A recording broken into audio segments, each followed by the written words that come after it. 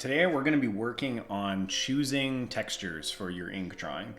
Last time I worked on these two lovely robots, and the goal was to basically hash out how do you decide what kinds of textures to use when you're working on flat surfaces or potentially smooth metallic surfaces. Today we're going to start transitioning a little bit, and we're going to be working on another robot, but a robot that has cloth components, along with some smoke and some other things. And so in this, there's going to be a few more decisions that we're going to have to make. As per usual, I'm going to be working with these two as my primary tools, my Pigma Micron, my 01 and my 005. I am also going to be using this guy quite a bit, which is my brush pen. I like it for the outlining process. It just is a little bit more fun. It adds a little bit more nuance, kind of like you see here, where the lines undulate and they move. They're a little less pristine. If you like something though where all of your lines are pristine, I would recommend just sticking with something like this. It will take good care of you. There are a lot of options this way. This is just one that I find to be very reliable, and I can buy them in bulk, which is lovely because I do eventually destroy them. That said, let's go ahead and move into the outlining process for this little fellow. There is a good chance that I will speed up some of this, but just rest assured that if I am narrating, that it is being done in real time. If I speed things up, I will include a tag that displays how fast things are being sped up. I do not want you to ever feel like you are a slow drawer, a slow artist, because my work is being sped and you do not know. It happens a lot on this platform, and while I think very few are doing it from a malicious standpoint, or even from the idea of making people think that they're better and faster than they are, I do think that it happens rather unintentionally.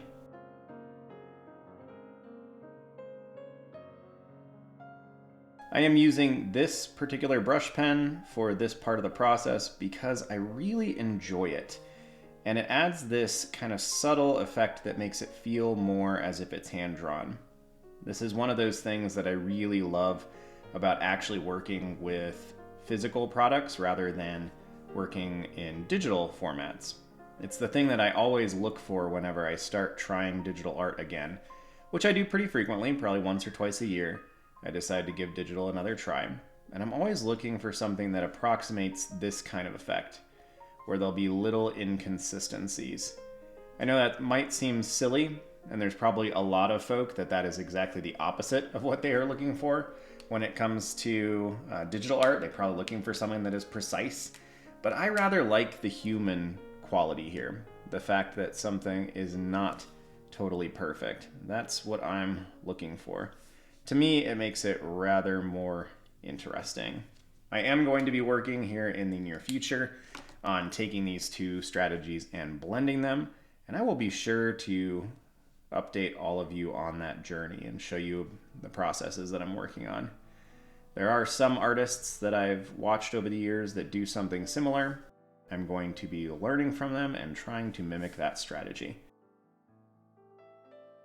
So here we are getting kind of the smoke and the basic outline of what's happening down beneath. And I think I'm going to go ahead and speed this up for a little while. I'm going to go ahead and get the outlines done, and then we will come back and we will talk about how to texture this fellow.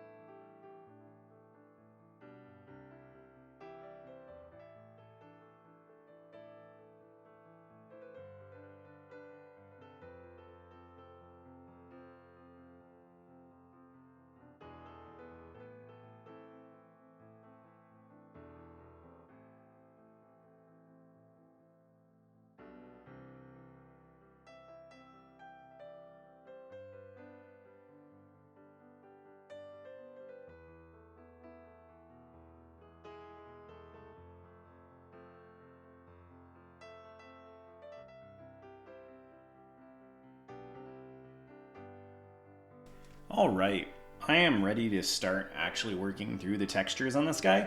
And I'm going to start by working through the metallic components, and then at the end I will come back and work on the non-metallic components. That just seems to be in line with kind of what we did last time. So I'm going to be bouncing between my 0,1 and my 0,05, and I'm going to start up here just working out the shadows.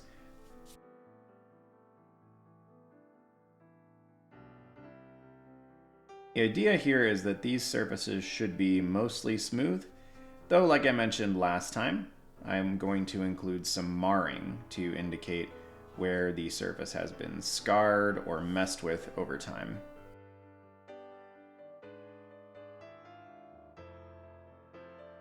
I think that adds a little bit more of an interesting aspect as one is looking at a drawing, particularly if one is looking at a drawing for a long period of time.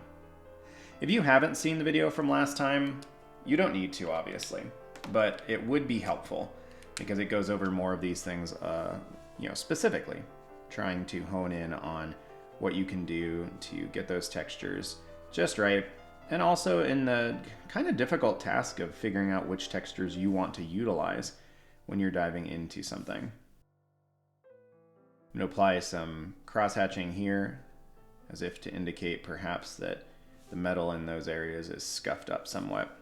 And then do the same up here, mostly to indicate an increased shadow and shading. So I've got that portion of them done. Let's come down here and figure out what we're going to do with this little bit. I envision this as being some kind of leather, perhaps, clasping onto some gem or piece of metal that's kind of hanging. So I'm going to get some marks here, mostly just to indicate that that's a pretty smooth surface. This one I'm going to differentiate from the others by using a lot of tiny little hatching marks. This is a strategy that I think is one of the easiest ones to employ, is just simply varying the length of your marks. This will definitely indicate that your surfaces are different. And that is one of the biggest things you're attempting to do whenever you come to working with pen and ink, is to differentiate each of those structures from one another. There's also no need to make sure that marks touch everything. I'm going to leave these two white. It's totally fine to leave broad areas white. I might even leave this smoke just blank, because once everything else is textured, it will stick out because of that. The last thing I'm going to do up here on this face is I'm going to put some shading on the top of this eye, and I'm going to take this guy, which is just for blotting in the larger areas, and I'm going to get that eye kind of finished off. You'll notice I left the upper right portion of that hemisphere white. That's to imply a reflection. That just gives a little bit more life to the drawing, and I find that it's a lot more interesting that way. All right, let's keep moving down. We're going to use long lines here on this body segment, mostly to indicate that it's pretty smooth, and again to differentiate from some of the other structures that we've used. Whenever I do long lines like this, I like to come at several different points, like here, here, and here, to indicate how each of them are moving, but mostly so I have a guide. It's really easy when you're making a lot of long marks like this to accidentally get off in how you're making them, and so they end up not being quite aligned to one another. And that can be really, really agitating.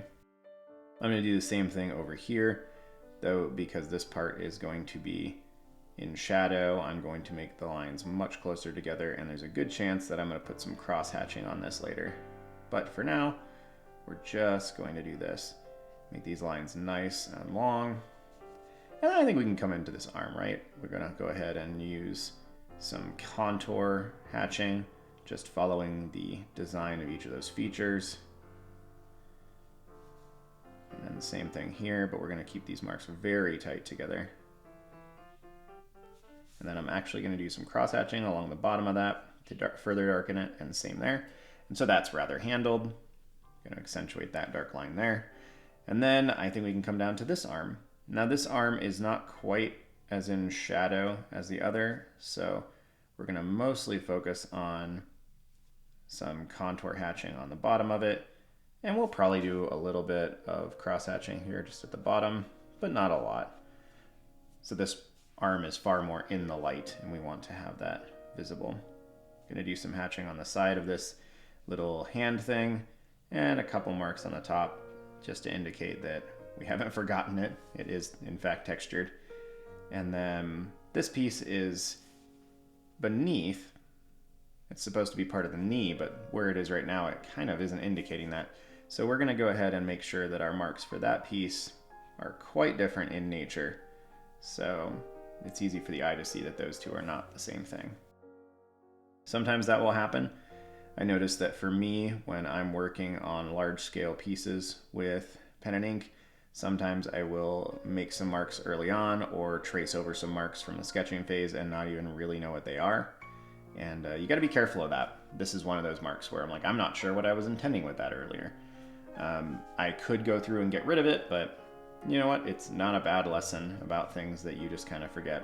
This leg is also moving at a pretty odd angle. It's almost like straight onto us. So these marks down here are barely going to curve. I am going to make this a little bit darker than the one above it to differentiate it, but also because I imagine that arm up above is going to be casting just a little bit of shadow down on this leg. So we'll do something like this, put a little bit of cross hatching down here at the bottom to further darken it in. I think we can call that good. This leg back behind is going to be much darker, particularly because I need it to be separated from these foreground forms. Actually, that's, oh, I just made a mistake, but this is okay. This is something that you think about. This was intended to be a, like, almost like a piston kind of thing in between those two pieces. So this is supposed to be the flat ground. That might be a mistake that we have to deal with later, but that's fine. Every once in a while you will make mistakes when you're working on pieces like this. It's kind of inevitable. So don't stress about it too much. I'm gonna go ahead and make some cross lines like this, just so if I forget to come back to it later, it's understood that it's a different surface. There we go. Now it doesn't feel like it's part of the leg. All right, for this portion of the lower leg, I am going to, again, use some contour hatching. The shading here is a little bit more difficult to parse. It's probably going to be along the right side if the shading is coming directly from above, which I imagine it likely is. So we're just gonna kind of do this. That should work just fine. For this little portion, I'm just going to use contour hatching. Sides of this, I'm going to treat very much like I did the sides of the hand. Just make sure that they are darker so that we can differentiate them. And then on top, we're going to do the same thing once more. Now this little guy is obviously primed for all kinds of more detail, but for this demonstration, I just don't think it's necessary. This is the back arm. We're just going to darken that one in. This portion is much more towards the light, so while we're going to continue to have some pretty harsh hatching right there, we're going to leave this little halo on the side. Same thing for backhand and for the top surface, exact same thing. All right, let's do this leg. I'm imagining that this is spherical, so it's going to have some shading near the bottom of it. It's going to cast a teeny bit of shadow down here. We're going to keep the lines of this leg a little bit more uniform, but we are going to apply some contour hatching too. That's because this leg is back behind the other, so I want those to be differentiated from each other, but I also want them to appear as if they are the same material, which means that I've darkened that one so much, I'm actually going to darken this one a little bit more. All right, we're going to do some contour hatching, circular hatching on that one, a couple marks on top of this guy, and we'll call that foot good. All right, I think that does it for all the mechanical components. I am actually now going to do a little bit of texture on this vertical surface, because that surface is also going to be something that we have to think about a little bit. So obviously the cloak's falling down here. Originally I had intended for the cloak to fall down over here, but I don't think that's necessary. Mostly what I'm going to do here is give myself some vertical marks. I pulled my hand up because I was worried I was starting to smudge that. Fortunately, these pens dry pretty quickly, so it's not usually a huge concern. These marks here are just intended to show that this is a vertical surface, and also to allow for some distinguishing between the texture of the cloth once we get to that point. They're pretty random. I'm choosing to do large swaths of the vertical marks and then leaving these kind of blank portions in between them. That's a strategy I like to employ with this. Mostly because it means I don't have to try to make these ultra long lines. But I feel like it also applies a different bit of texture.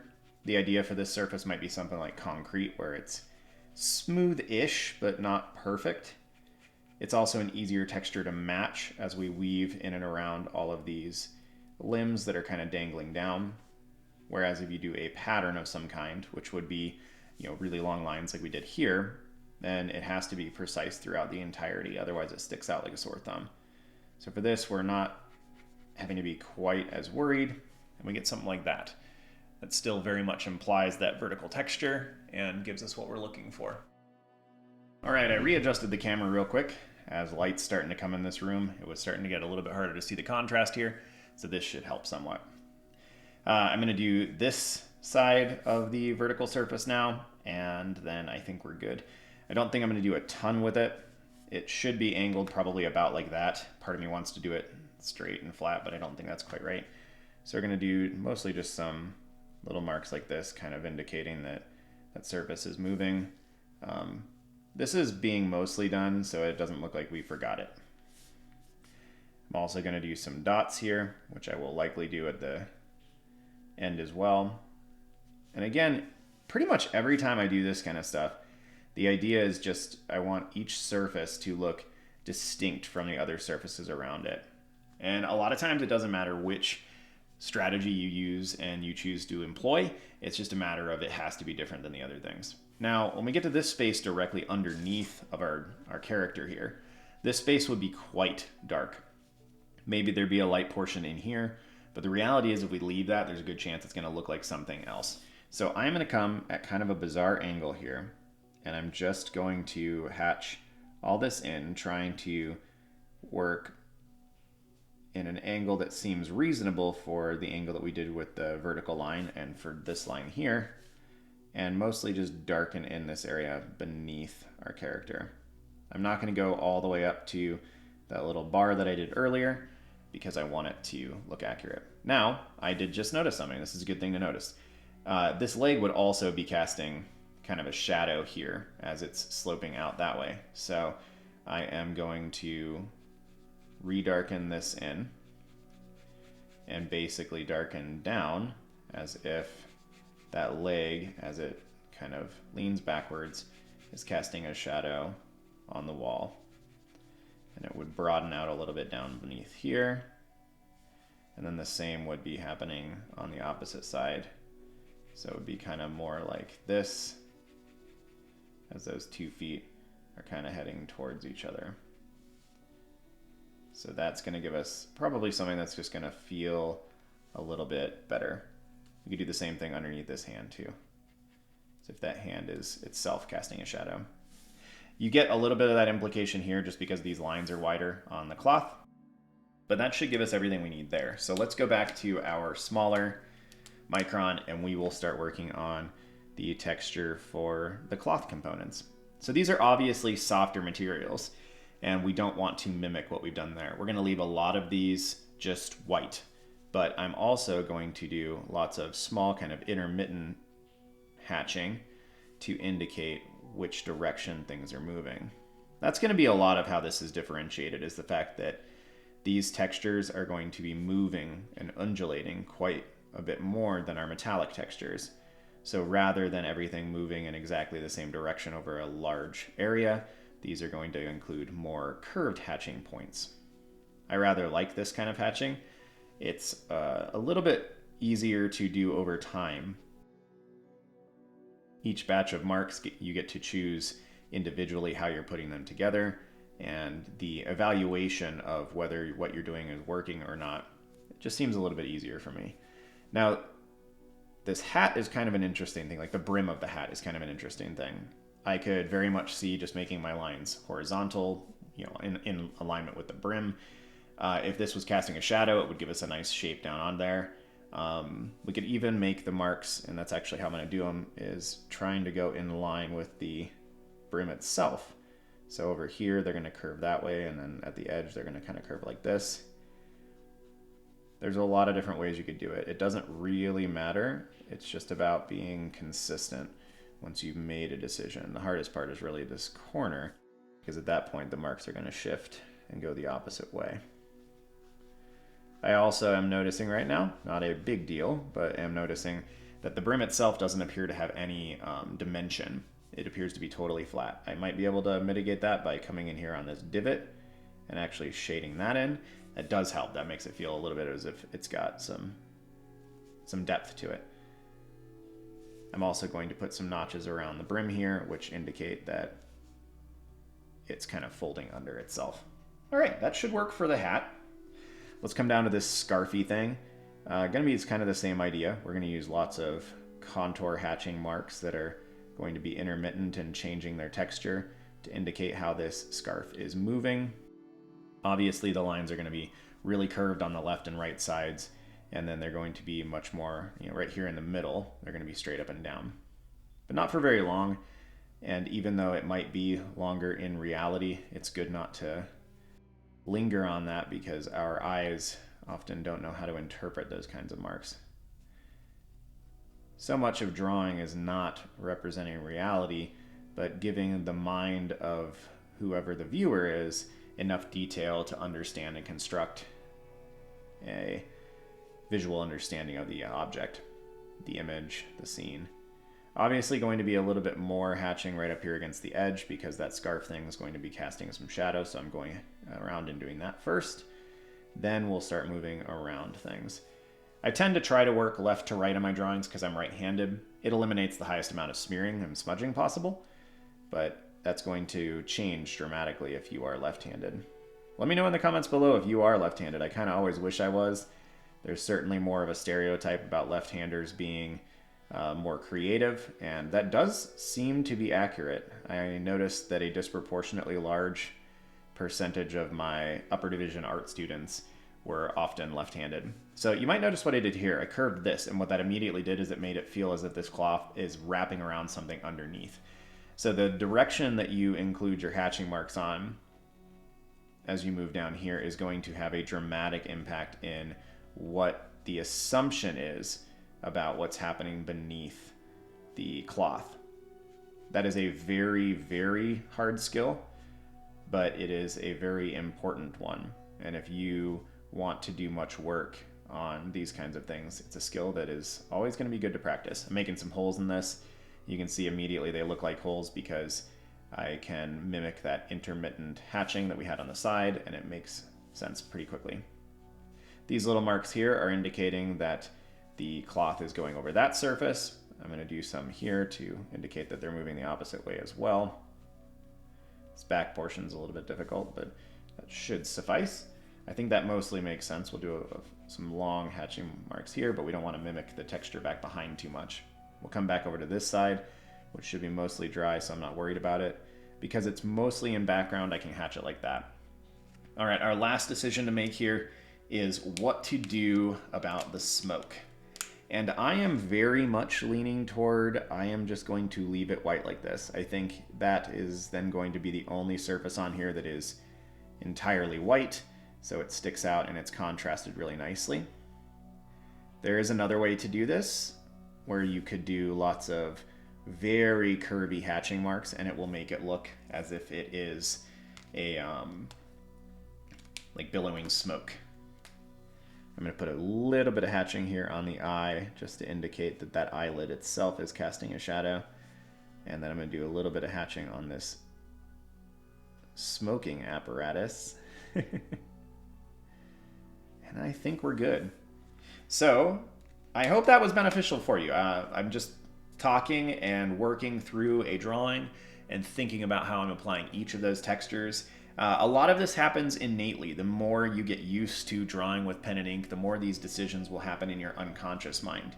But in the early stages, it can be rather difficult to learn from some of my other videos and some other creators' videos about how you can apply different kinds of textures to a sphere or an elliptical object. And then you get to an actual piece and you're like, I don't know how to apply this. And so hopefully this has been beneficial to you in that regard. Next time, we'll be working on mostly cloth and organic shapes and how to handle those. If you have anything else you'd like me to attend to, let me know in the comments below. I am always eager to make videos that are targeted towards specific folk and specific concerns, so let me know. All right. Thanks for being here. Have a good one, y'all. See you soon.